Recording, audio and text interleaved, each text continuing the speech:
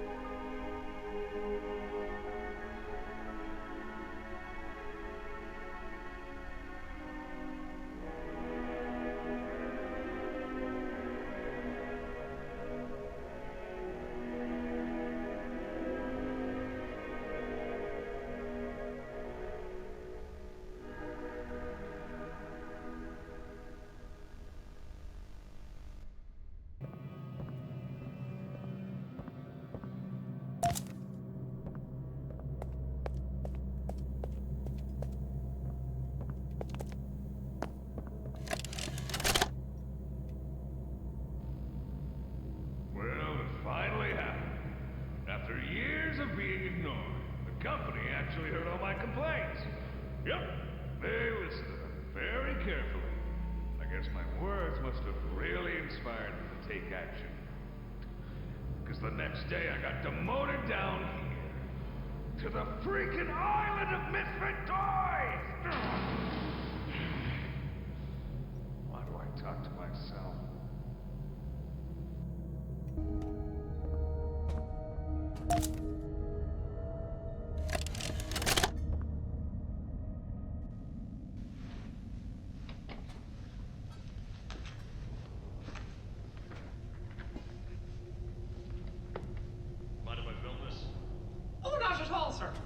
That's what I like to hear. So, Marcus, what happened? You see, I was heading home for the day when my apars realized that I left me bloody wallet in the cafeteria. So I'm running through the lobby, and that's when I see it. A mop handle lodged under the innovation wing gate. So what'd you do, Marcus? Well, I just thought I'd nab the bloody yoke and be on me merry way. And? Well, I'm reaching for the thing, and the mop handle jolts on its own. Had me scared stiff. I thought I was the only one there. So, I took a peek beneath the gate, and some massive bloody thing was doddering about the bloody hallway. Thing? You're sure it wasn't a person? Ain't no person that's 50 feet long with 1,000 legs. Marcus, you're losing me. Maybe you just saw a bunch of people walking by. Look, it wasn't people, alright? I haven't a bloody notion what it was, but it wasn't human. Who have you told about this? Besides me, obviously. Just you, sir. Obviously. Okay. I'll have security skim the cameras and take a look. What? There's a massive bloody monster! Skimming ain't gonna get rid of it! You're out of line, Marcus. We make toys, not monsters. Now come on, get out of my sight. Actually, grab me a coffee, will you? Actually, never mind. Get out of my sight.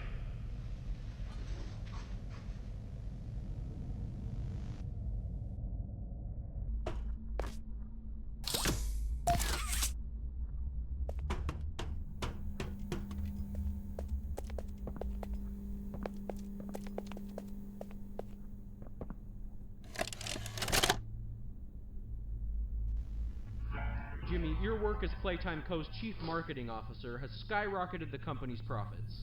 How do you do it? You know, it's not what you'd expect. It's the little things most people don't even think about. Like, take names, for example. Express people haven't realized this. You take the E sound, slap it on the end of a name, boom, you're making bank. Huggy, Mommy. Even Elliot knew this way back with Poppy. I guess I kind blue. of... Blue is huge, I'm telling you. What's your favorite color? Blue? I bet it's blue, right? It's blue? It's green. Okay, well, you're a special case. Most people would say blue. But seriously, marketing is not as easy as you think. I make it look easy. If there's anything Playtime Co. should be known for, it's not toys. It's marketing.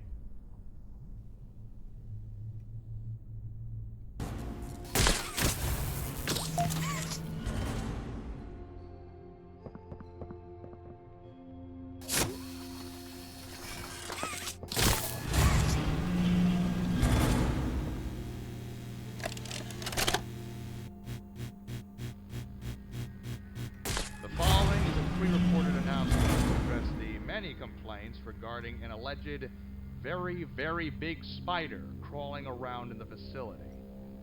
The Playtime Corporation wants me to remind you all that spiders that big do not exist, and that if they did, quote, we would already be dead anyways, end quote. Regardless, you can all rest assured the company is sending some specialists down here to have a look around and relieve the constant whining. Complaining seems to be everyone's primary contribution to this company. It's just a spider. You are all safe. Please, please carry on with your jobs.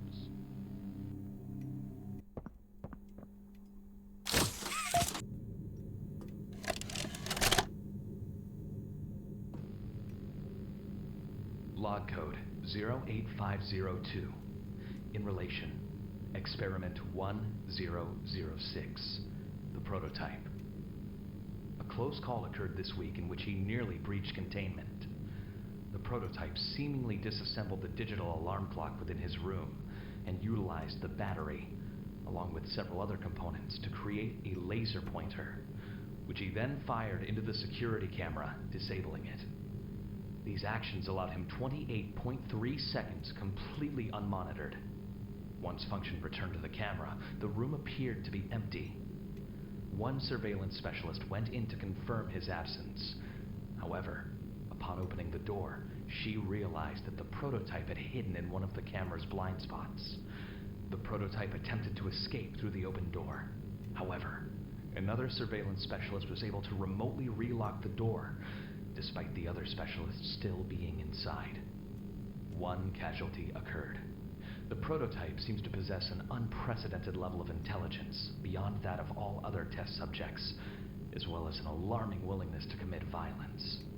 Further suppression treatments will need to be enacted to ensure that no other experiments develop these qualities.